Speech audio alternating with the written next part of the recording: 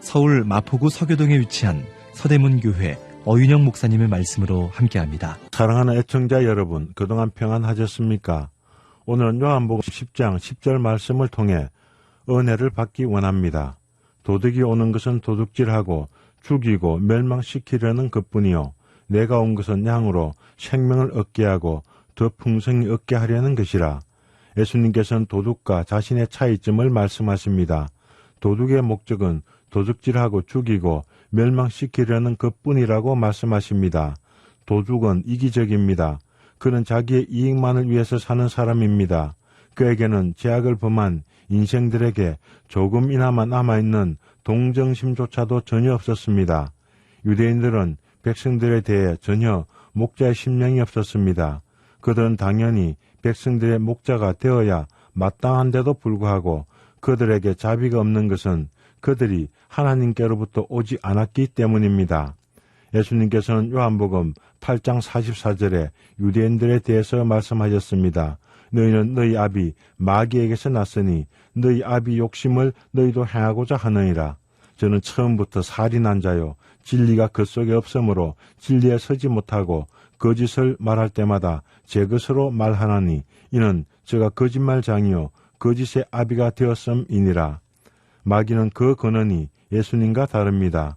그는 아담과 하와를 유혹하여 죽음으로 이끌었습니다. 그 마귀의 유혹으로 말미암아 아담이 범죄하게 되었고 아담으로 말미암아 제가 세상에 들어왔습니다. 한 사람이 순종치 않으므로 많은 사람이 죄인이 되었습니다. 모든 사람이 죄를 범하였으므로 하나님의 영광에 이르지 못합니다. 그 죄의 삭은 사망입니다. 예수님을 대적하는 유대인들은 마귀의 자녀들입니다. 마귀는 유다의 마음에 예수님을 팔려는 생각을 넣었습니다. 유다는 은 30에 예수님을 팔았습니다. 예수님을 십자가에 못 박히게 한 백성의 장로들과 대제사장들은 모두 마귀의 자녀들입니다. 그들에게는 동정심도 회개하는 마음도 없었습니다. 그들은 살인자며 강도며 도둑들입니다. 에스겔서 34장 3절로 4절에는 거짓 목자들의 악한 행위를 말씀하고 있습니다. 너희가 살찐 양을 잡아 그 기름을 먹으며 그 털을 입되 양의 무리는 먹이지 아니하는도다. 너희가 그 연약한 자를 강하게 아니하며 병든 자를 고치지 아니하며 상한 자를 싸매어 주지 아니하며 쫓긴 자를 돌아오게 아니하며 잃어버린 자를 찾지 아니하고 다만 강포로 그것들을 다스렸도다. 거짓 목자들, 도둑들은 양을 마구 강탈해 갑니다. 그들은 양들을 죽이고 멸망시킵니다. 그 유대인들은 이스라엘의 목자가 되어야 마땅합니다. 바리새인들은 이스라엘 백성들에게 하나님의 말씀을 전하는 선생들입니다. 제사장들은 백성들의 죄를 위해서 성전에서 제사를 드리는 사람들입니다. 그러나 정작 무거운 죄로 고민하는 사람들은 제사장에게 나아갈 수 없었습니다.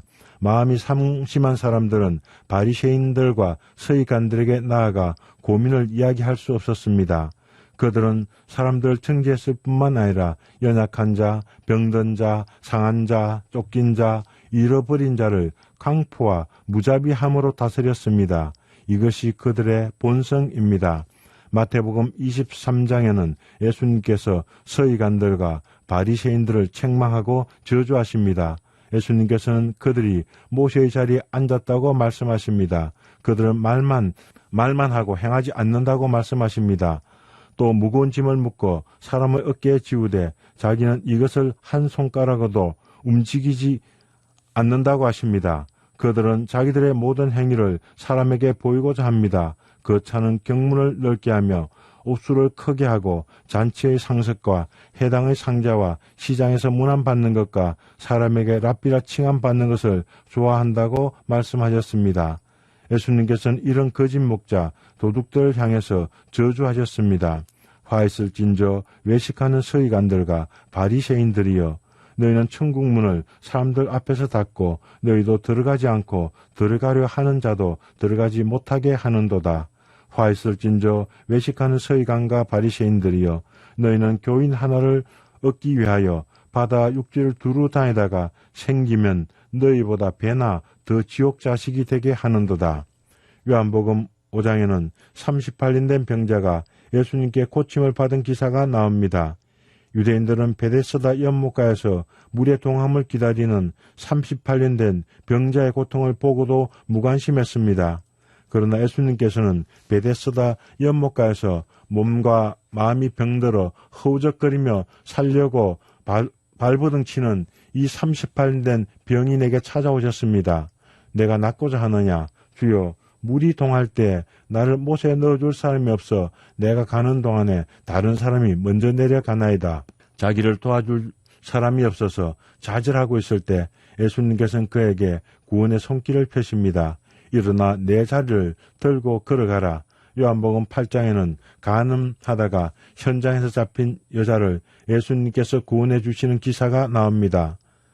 바리새인들이 간음하다가 현장에서 잡힌 여자를 끌고 와서 모세의 율법에는 이런 자를 돌로 치라 명하였는데 선생은 어떻게 말하겠습니까?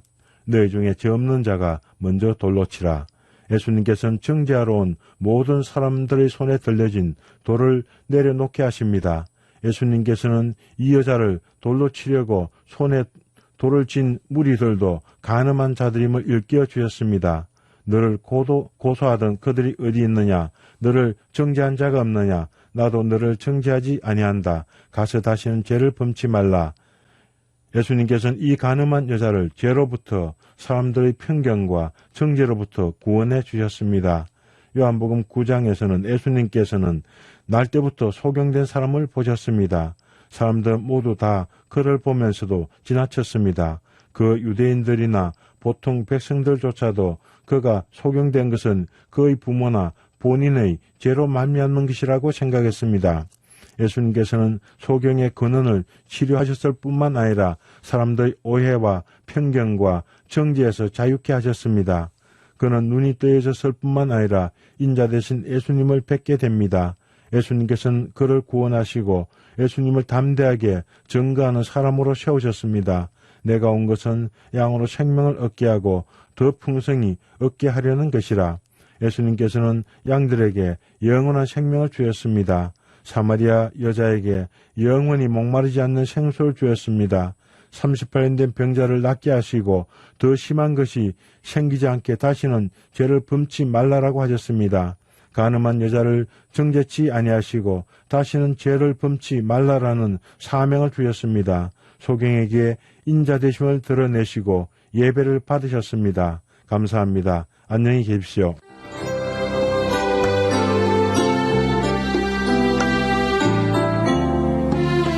지금까지 서울 마포구 서교동에 위치한 서대문교회 어윤영 목사님의 말씀으로 함께했습니다.